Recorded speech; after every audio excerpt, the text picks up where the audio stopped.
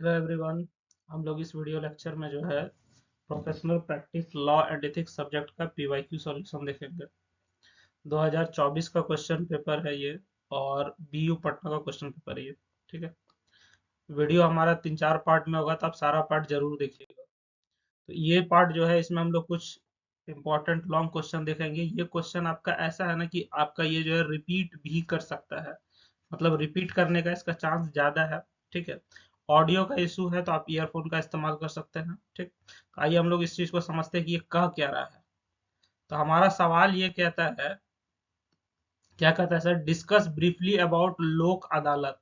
लोक अदालत के बारे में ब्रीफली बताइए कि लोक अदालत क्या होता है, इसके अंदर क्या क्या चीज आता है, इसमें होता क्या क्या काम है, ये सारा चीज आपको बताना है।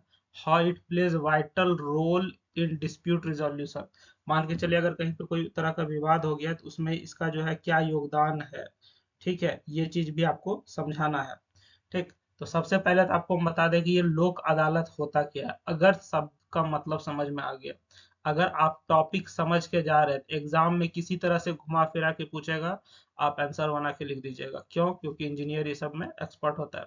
सबसे पहले समझते हैं लोक अदालत क्या होता है। लोक अदालत, लोक मतलब हो गया जनता, अदालत मतलब हो गया कोर्ट, यानी कि जनता का अदालत या जनता का कोर्ट। ये जो है आपसी मसला सुलझाने का, आपसी जो छोटा मोटा विवाद है उसको सुलझाने का एक तरीका है लोक अदालत। ठीक है। काम क्या है इसका कि जो केस कोर्ट में लंबे टाइम से पेंडिंग है या कोर्ट आने से पहले ही प्री लिटिगेशन स्टेज पर है, वो दो पार्टीज के जो है सहमति से जल्दी और बिना खर्चे का केस सॉल्व करवा देता है। ठीक है। माना कि कोर्ट कचहरी के चक्कर में आपको जो है बहुत अगर टाइम लग रहा है, आपको जो है लेस कॉस्ट में, मतलब कम खर्चे में, ये केस को क्या करता है, सॉल्व करवाने का काम करता है। बात समझ में आ रही है? टाइम भी बच जाएगा, पैसा भी बच जाएगा। दूसरा फायदा इसमें सबसे बड़ा क्या है कि इसमें टाइम और पैसा बचता है। ठीक है। सबसे जरूरी बात, लोक अदालत का डिसीजन जो है सिविल कोर्ट के फाइनल ऑर्डर जैसा ही माना जाता है। बात समझ में आ रही है कि लोक अदालत का जो भी डिसीजन होता है, ये सिविल कोर्ट के जैसा, डिसीजन के जैसा ही इसको माना जाता है। और इसका खिलाफ किसी और कोर्ट में अपील नहीं की जा सकती है। बात समझ में आ रही है ना कि इसके खिलाफ आप जो है किसी कोर्ट में अपील भी नहीं कर सकते हैं। ठीक है। तो लोक अदालत मतलब समझ में आ गया। ऊपर ऊपर की सर एक तरह का जो है ये कोर्ट होता है, जहाँ पे लोग का आपस में जो है कुछ मसला हो गया तो यहाँ पे सुलझाया जा सकता है। इसमें पैसा भी बच जाएगा, कोर्ट कचहरी का जो लंबा प्रोसेस है, टाइम टेकिंग, वो सब चीज से भी हम लोग बच जाएंगे इसमें। बात समझ में आ रही है? चलिए, तो यहाँ से हम लोग इसमें और देखते हैं क्या क्या चीज है। तो सबसे पहले हम लोग ये देखेंगे ना कि एग्जाम में अगर ये क्वेश्चन आता है तो इसको हम लोग लिखेंगे क्या, लिखने का क्या तरीका होना चाहिए ताकि हमको मार्क्स जो है मैक्सिमम मिल जाए। ठीक है। तो सबसे पहले हम लोग बता देते हैं कि लोक अदालत जो है, इसी को हम लोग पीपल्स कोर्ट कहते हैं। ये एक अल्टरनेटिव डिस्प्यूट रिजोल्यूशन मैकेनिज्म है, established under the legal services authorities act 1987। मतलब लीगल सर्विसेज एक्ट 1987 के तहत इसको बनाया गया, पीपल कोर्ट, लोक अदालत को, जिसमें आप जो है छोटा मोटा आपसी मसला को सुलझा सकते हैं। ठीक है। और ये क्यों बनाया है? ताकि स्पीडी जस्टिस मिले पब्लिक को, जनता को जो है बहुत तेजी से जस्टिस मिल सके। क्योंकि कोर्ट में अगर कोई बात चला जाता है तो उसमें लंबे समय तक आपको वेट करना पड़ता है।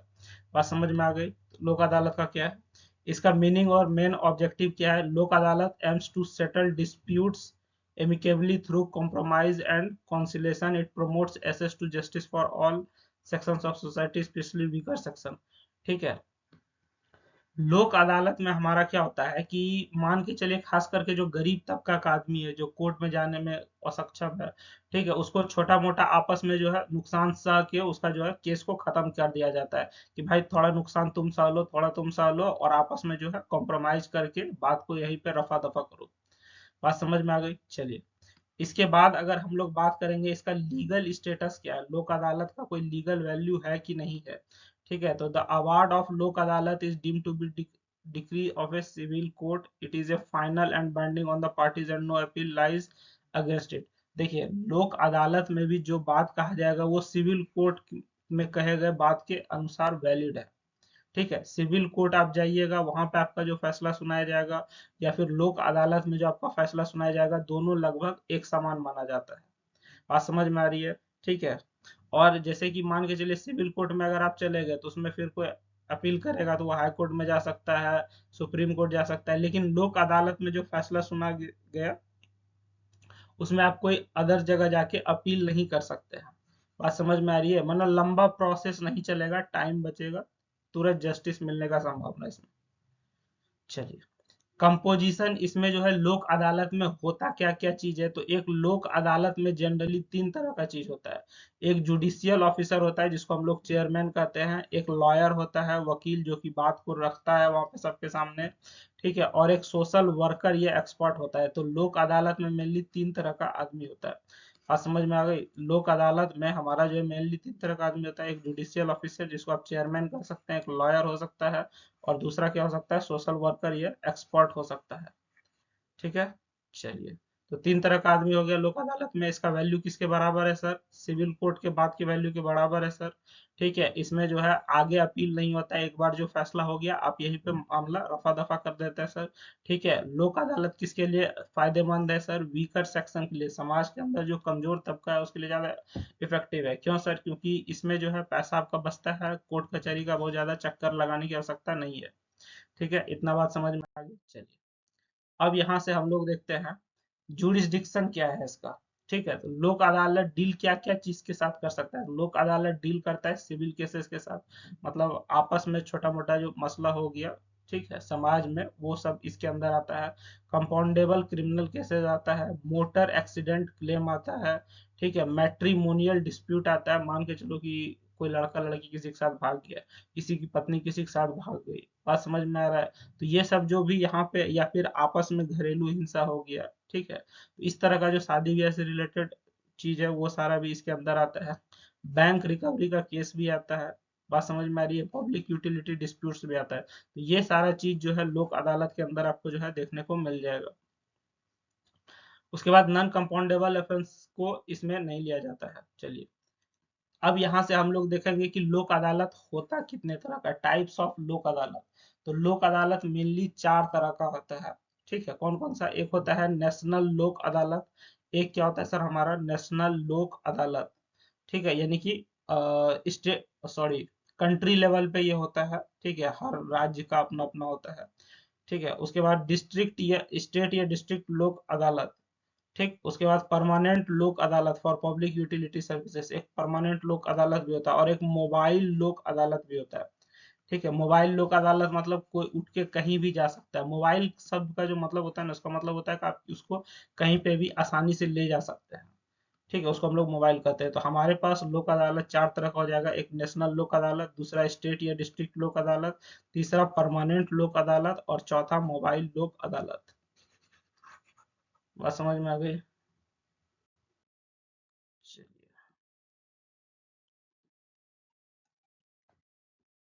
रोल इन डिस्प्यूट रिजोल्यूशन, मान के चलिए कि आपस में अगर कुछ विवाद हो गया, उस विवाद को खत्म करने में इसका क्या रोल है? बात समझ गया ना? इस विवाद को, इसको खत्म करने में क्या रोल है?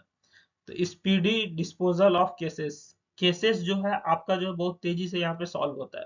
जैसे कोर्ट में जो है कि आपको तारीख पे तारीख दिया जा रहा है, उसके बाद आपका जो प्रॉब्लम सॉल्व भी नहीं हो पा रहा है। लेकिन अगर आप लोक अदालत का दरवाजा खटखटाते हैं तो यहाँ पे एक सिंगल सीटिंग में, मतलब एक के दिन बैठेगा, वहीं पे आपका सारा चीज निपटा दिया जाएगा, एक के हियरिंग में आपका सारा काम हो जाएगा, बार बार आपको एक ही चीज के लिए जस्टिस मांगने नहीं जाना पड़ेगा। बात समझ में आ गई? चलिए, ठीक है। उसके बाद कॉस्ट इफेक्टिव, ठीक है, ये जो है कॉस्ट इफेक्टिव होता है। No court fee is charge, इसमें जो कोर्ट फी चार्ज नहीं होता है। ठीक है, if already paid it is refunded, अगर दे दिया गया है तो आपको रिफंड कर दिया जाएगा। तो सबसे पहला बात क्या है कि सिंगल सिटिंग में जो है यहाँ पे केस सॉल्व हो जाता है। कॉस्ट इफेक्टिव होता है, मतलब पैसा आपको देना नहीं पड़ता है, अगर दे दिया तो रिफंड कर दिया जाएगा। रिड्यूसेस कोर्ट बैकलॉग, ठीक है, कोर्ट का बैकलॉग रिड्यूस करता है। ठीक है ना? मान के चलो कि कोर्ट में बहुत सारा केस पड़ा है, उसको सॉल्व करने वाला कोई है ही नहीं, जज ही नहीं मिल रहा है, ठीक है, उतना टाइम ही नहीं है, तो वो सारा चीज यहाँ पे नहीं होता है। आपको जो है न्याय मिलेगा, जस्टिस मिलेगा यहाँ पे भैया। चलिए, promotes amicable settlement, encourages compromise instead of lengthy litigation. ठीक है, यहाँ पे जो है थोड़ा तुम झुको थोड़ा हम झुके और मामला रफा दफा करो वाली बात होती है। अभी नहीं कि लंबा चल रहा है, बहुत जो है नियम कानून में फंसाया जा रहा है, कैसे होगा वैसे होगा, वो सब यहाँ पे नहीं होता है। ठीक है, चलिए, access to justice, ensure justice for poor and marginalise section. ये जो है आपको जस्टिस देता है, न्याय देता है, खास करके गरीब लोग को, ठीक है, या फिर जो कोर्ट जाने में सक्षम नहीं है वैसे लोगों को जो है ये जो है न्याय देने का काम करता है लोक अदालत। मानो अगर ओवरऑल बात किया जाए कि कंक्लूजन के नाम पे कि लोक अदालत क्या है, इसका क्या फायदा है नहीं है, ठीक है, इससे क्या बेनिफिट है, तो वो सारा चीज को हम एक लाइन में कंक्लूड कर सकते हैं। Lok Adalat plays a vital role in providing speedy, economical and amicable justice in India. मतलब भारत के अंदर, हमारे देश के अंदर आपको जो है बहुत तेजी से जस्टिस चाहिए, गरीब लोगों को सुना जाए, बहुत ज्यादा पैसा खर्चा नहीं है, और ठीक है, कम समय में जस्टिस मिल जाए, ये सब चीज के लिए जो है लोक अदालत बहुत अच्छा चीज है। बात समझ में आ गई? इसको हम लोग क्या कहते हैं, जनता का अदालत। समझ गए ना? गांव सब में ये सब चलता है, मान के चलो कि आपस में कोई लड़ लिया, ठीक है, तो शाम में जो है पंचायत बुला के वहां पे लोक अदालत लगता है, तो वो लोग आपस में बैठ के सॉल्व कर लेते हैं। ठीक, चलिए यहाँ से आगे बढ़ते हैं हम लोग। अगला सवाल क्या कहता है, अगला सवाल कहता है डिस्कस इंटेलेक्चुअल प्रॉपर्टी लॉ। ये देखो, ये भी बहुत इंपॉर्टेंट है। बात समझ में आ रही है? मतलब ये सब वो टॉपिक है ना जहाँ से 100% क्वेश्चन रिपीट कर सकता है, या फिर इससे रिलेटेड ऑब्जेक्टिव सब्जेक्टिव कुछ भी फ्रेम किया जा सकता है। तो आपसे पूछ रहा है कि इंटेलेक्चुअल प्रॉपर्टी लॉ डिस्कस कीजिए, ठीक है। Also discuss the historical evolution of copyright act 1957। ठीक है, इंटेलेक्चुअल प्रॉपर्टी लॉ क्या है वो आप बताइए। कॉपीराइट एक्ट जो 1957 में आया था उसका हिस्टोरिकल इवोल्यूशन, मतलब कैसे कैसे क्या क्या चीज हुआ, वो सारा चीज आपको समझाना है। बात समझ में आ रही है? सबसे पहले हम लोग समझते हैं ना कि ये जो इंटेलेक्चुअल प्रॉपर्टी लॉ है, इसको हम लोग आईपी लॉ भी कहते हैं शॉर्ट में। ठीक है, ये आईपी लॉ हमारा क्या चीज है? तो आईपी लॉ उन क्रिएशंस और इन्वेंशन को लीगली प्रोटेक्ट करता है जो इंसान के दिमाग यानी कि इंटेलेक्ट की उपज है। ठीक है, मान के चलो तुम कुछ नया अनोखा चीज बना दिया, बात समझ में आ रही है? कुछ ऐसा रचना तैयार कर दिया कोई कर ही नहीं पा रहा है, बात समझ में आ रही है? कुछ नया चीज खोज दिया, तो ये सारा चीज जो है तुम्हारा दिमाग की उपज की वजह से कुछ नया चीज लाए हो, तुम चाहो तो इसको कह सकते हो कि भाई ये मेरा किया धरा है, इस पे जो है मेरा ही अधिकार है। ठीक है, तो इंटेलेक्चुअल प्रॉपर्टी लॉ क्या करता है कि तुम्हारे जो इंटेलेक्चुअल माइंड है, ठीक है, तुम्हारे दिमाग के का जो उपज है उससे निकलने वाला जो भी चीज है उसको प्रोटेक्ट करने का काम करता है। ठीक है, जैसे होता है ना कि अगर तुम जमीन खरीद लिए तो वो एक तरह का क्या लैंड, लैंड प्रॉपर्टी है तुम्हारा। ठीक है, उसी तरह से दिमाग में तुम कुछ सोच के कुछ नया चीज बना दिया तो वो तुम्हारा क्या इंटेलेक्चुअल प्रॉपर्टी है। इसमें क्या आता है, आईपी लॉ में हमारा जो है क्या आता है सर, सबसे पहला हमारा इन्वेंशन आता है, लिटरेचर आता है, आर्ट, म्यूजिक, डिजाइन, या फिर बिजनेस में होने वाला ब्रांड नेम्स, लोगोज, ये सब जो है इंटेलेक्चुअल प्रॉपर्टी के अंदर आता है। ठीक है, चलिए, इसका एम क्या है सर, अगर पूछा जाए कि आईपी लॉ का एम क्या है, ठीक है, तो इसका एम है कि इसमें गोल क्रिएटर्स और इन्वेंटर्स को जो है उनके काम पर एक्सक्लूसिव राइट देना है। ठीक है, इससे कोई दूसरा इंसान उनका आइडिया चुराकर प्रॉफिट नहीं कमा सकता है, और नए इनोवेशन को प्रमोट भी किया जा सकता है। बात समझ में आ रही है? तो ये सब इसके अंदर आता है। तो ऊपर ऊपर आइडिया दे दिया, अभी आपको बताएंगे कि इसका आंसर कैसे लिखा जाएगा। उसके बाद बात किया जाए कॉपीराइट एक्ट 1957 के बारे में। ठीक है, तो इंडिया में कॉपीराइट का कानून ब्रिटिश जमाने से चला आ रहा है। एक बात आप जान लीजिए, इंडिया में जो है कॉपीराइट का कानून ब्रिटिश जमाने से चलता आ रहा है। ठीक है, पहले इंडिया में जो है इंडियन कॉपीराइट एक्ट 1914 जो है, ठीक है, चलता था। बात समझ में आ रही है? जो कि यूके का 1911 एक्ट का कॉपी था। पहले इंडिया में जो है कॉपीराइट एक्ट 1914 चलता था, जो कि यूके का 1911 वाला कॉपीराइट का जो है कॉपी था। ठीक है, 1957 का एक्ट जो है आजादी के बाद का है। आपको मालूम है कि देश 1947 में आजाद हुआ और ये 57 की घटना है, तो 1957 का एक्ट जो है वो आजादी के बाद का है। एक इंडिपेंडेंट और मॉडर्न इंडिया की जरूरतों को पूरा करने के लिए कॉपीराइट एक्ट 1957 पास किया गया है, जो कि 1958 में लागू हुआ है। लागू कब हुआ है ये भी आपको याद रखना है, 1958 में लागू हुआ है। पास कब हुआ था? 1997 में। ठीक है, चलिए, बात इवैल्यूएशन का किया जाए, कैसे कैसे आगे बढ़ा। वैसे टेक्नोलॉजी बदली, जैसे कि कैसेट हो गया, सीडी हो गया, इंटरनेट का जमाना आया है, इसमें जो है बहुत सारा बदलाव भी किया गया है। ठीक है, जैसे कि 1984, 94, 99 और सबसे मेजर जो है 2012 में बदलाव किया गया। इसमें जो सबसे मेजर चेंज है वो 2012 में किया गया है। ये चेंज इंटरनेशनल ट्रीटीज जैसे कि टीआरआईपीएस एग्रीमेंट या फिर डिजिटल पायरेसी को कंट्रोल करने के लिए किया गया था। बात समझ में आ रही है? तो इसमें जो है थोड़ा थोड़ा आपको भी आइडिया आ गया। अभी जैसे आपको हम आंसर लिखना बताएंगे, ठीक है, तो आपको और आइडिया आएगा। उसके बाद आपको जो है ये पीडीएफ हमारा जो है ना, ये पीडीएफ हमारा जो है ऐप पे मिल जाएगा, चाहे टेलीग्राम पे मिल जाएगा, आप देख लीजिएगा कहाँ पे अवेलेबल है। उसका लिंक वीडियो के डिस्क्रिप्शन में मेंशन होगा, आप वहां से चेक कर लीजिएगा। ठीक है, तो एक एक करके हम कुछ देखना शुरू करते हैं। सबसे पहले हम लोग समझते हैं क्या सर, इंटेलेक्चुअल प्रॉपर्टी के बारे में। इंटेलेक्चुअल प्रॉपर्टी जो है एक तरह का क्रिएशंस है, दिमाग, इंसान के दिमाग का उपज है। जैसे कि आपका कोई इन्वेंशन हो गया, लिटरेरी वर्क हो गया, आर्टिस्टिक वर्क हो गया, सिंबल हो गया, डिजाइन हो गया, ट्रेडमार्क हो गया, वो सारा चीज जो है किसके अंडर आता है, इंटेलेक्चुअल प्रॉपर्टी के अंदर आता है। बात समझ में आ गई? चलिए, ऑब्जेक्टिव्स, इसका ऑब्जेक्टिव क्या क्या है, इनकरेज इनोवेशन। ठीक है, ये इनोवेशन को इनकरेज करता है, मतलब तुम कुछ नया चीज बनाओ, उससे तुमको फायदा होगा, उससे तुम कमा सकते हो। ठीक है, वो तुम्हारा प्रॉपर्टी, उसको तुम बेच के पैसा कमा सकते हो, तो ये इसका सबसे बड़ा ऑब्जेक्टिव है सर। ठीक है, क्रिएटर्स का राइट को प्रोटेक्ट करता है, इकोनॉमिक ग्रोथ देता है, मतलब इससे आप पैसा कमा सकते हैं। प्रिवेंट अनऑथराइज्ड यूज, कोई बिना सहमति से या बिना आपसे पूछे इस चीज को इस्तेमाल नहीं कर सकता है। ये आपका बनाया हुआ चीज है, आपसे पूछ के ही इस्तेमाल कर सकता है। Types of intellectual property, intellectual property कितना तरह का होता है, एक होता है हमारा पेटेंट होता है, कॉपीराइट होता है, ट्रेडमार्क होता है, इंडस्ट्रियल डिजाइन होता है, जोग्राफिकल इंडिकेशंस होता है। तो इस तरीके से जीआई टैग जिसको आप सुने होंगे, जैसे मुजफ्फरपुर का लीची को जीआई टैग मिला हुआ है। ठीक है, तो ये सब चीज जो है इंटेलेक्चुअल प्रॉपर्टी के तहत ये सब में आने आता है। क्या क्या आता है, patent, copyright, trademark, industrial design, geographical indications, ये सब जो है इसके अंदर आता है इंटेलेक्चुअल प्रॉपर्टी में। चलिए, इंपॉर्टेंस का अगर बात किया जाए तो यहाँ से हमारा क्या होता है, प्रोटेक्ट्स इन्वेस्टमेंट। अगर मान के चलो एक बार तुम कोई भी चीज बना दिए, तुम इन्वेस्ट किए ना भाई, कुछ नया चीज बना दिए, ठीक है, तो तुम उस चीज में क्या किए, इन्वेस्ट किए, तो ये तुम्हारा इन्वेस्टमेंट बना रहेगा, इस पे तुम जो है बार बार पैसा कमा सकते हो। उसके बाद इनकरेजेस रिसर्च, लोगों में जो है एक ऐसा जो है माहौल बनाया जाता है कि आप जो है रिसर्च कीजिए, आपको जो है इसका बदले में कुछ ना कुछ प्रॉफिट मिलेगा, और लंबे समय तक आप इससे जो है पैसा छापिएगा। ठीक है, तो लोग को मन में उत्साह रहता है कि हम कुछ ना कुछ नया बनाए भाई, ये हमारा खोज होगा, हम समाज को बताएंगे भाई देखो ये हमने बनाया है। ठीक है, प्रोवाइड्स लीगल रेमेडीज अगेंस्ट इन्फ्रिंगमेंट, मतलब कोई आपको अगर कॉपी वगैरह कर लेता है तो उस पे जो है आप केस करके आप जो है वहां से भी पैसा उससे वसूल सकते हैं, भाई तुम मेरा सामान हमसे बिना पूछे कैसे इस्तेमाल कर लिए। चलिए, historical evolution of copyright act 1957 का बात करते हैं।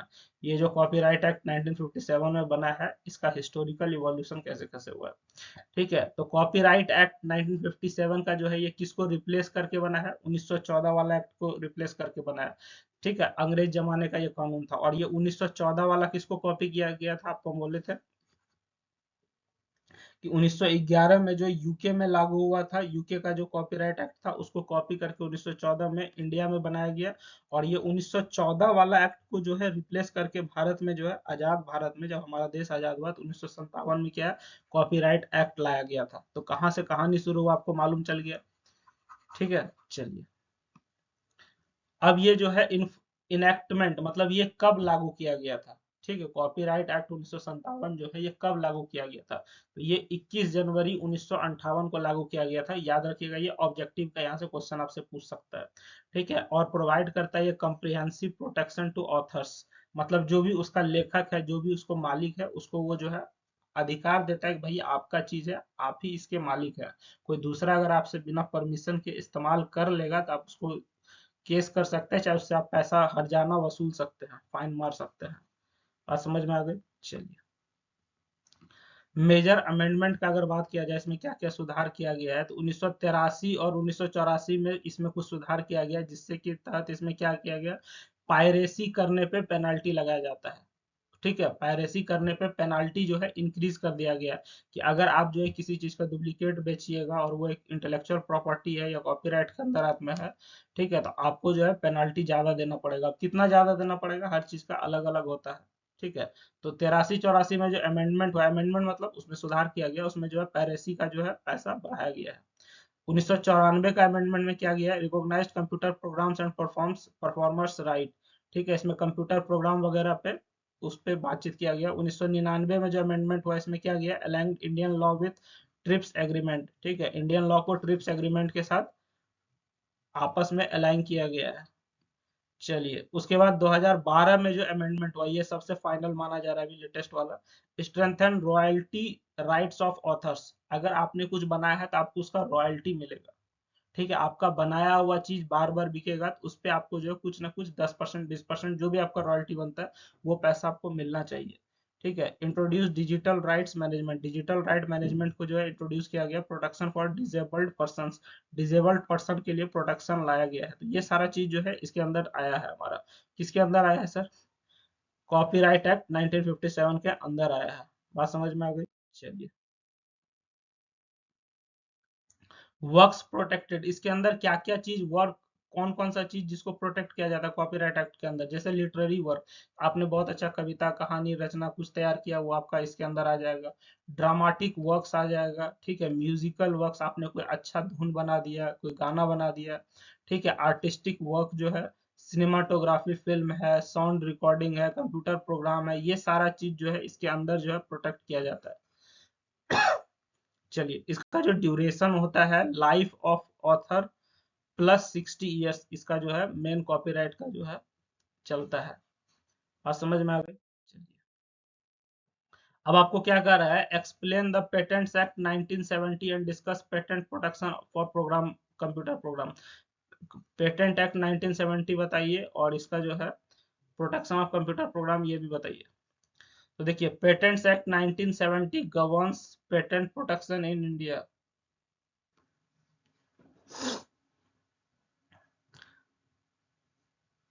तो हम लोग यहाँ से देखते हैं कि इसके अंदर क्या क्या चीज आता है।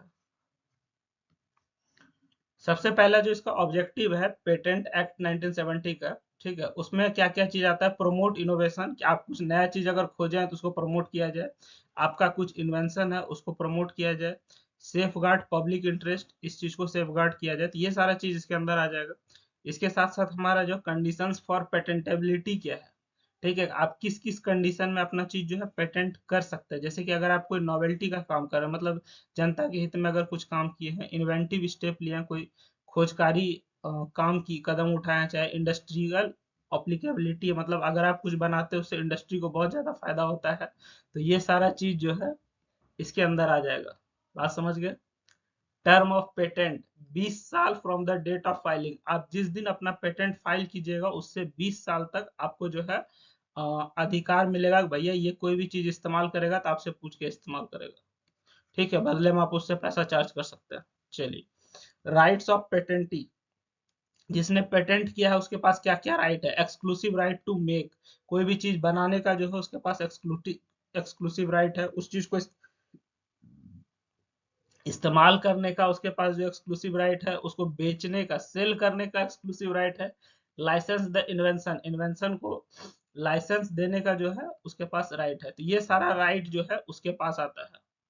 बात समझ में आ रही है? Non patentable inventions, non patentable inventions, इसमें क्या क्या आता है? जैसे कि सेक्शन 3 के अंदर जो है कंप्यूटर प्रोग्राम पर जो है इस तरह का जो है कुछ नया कानून है। ठीक है। अब वो क्या है कंप्यूटर प्रोग्राम के लिए, आइए हम लोग बात करते हैं इसमें। Patent protection for computer program, computer programme के लिए जो है पेटेंट प्रोटेक्शन क्या होगा वो हम लोग देखेंगे। Computer program is not patentable, computer program जो है ये आपका पेटेंटेबल नहीं है, पहली बात। दूसरी बात क्या है कि sir pure algorithms and business methods are not patentable, pure algorithm या फिर बिजनेस मेथड्स जो है ये पेटेंटेबल चीज नहीं है। बात समझ में आ रही है? तो पेटेंटेबल क्या है सर वो बताइए।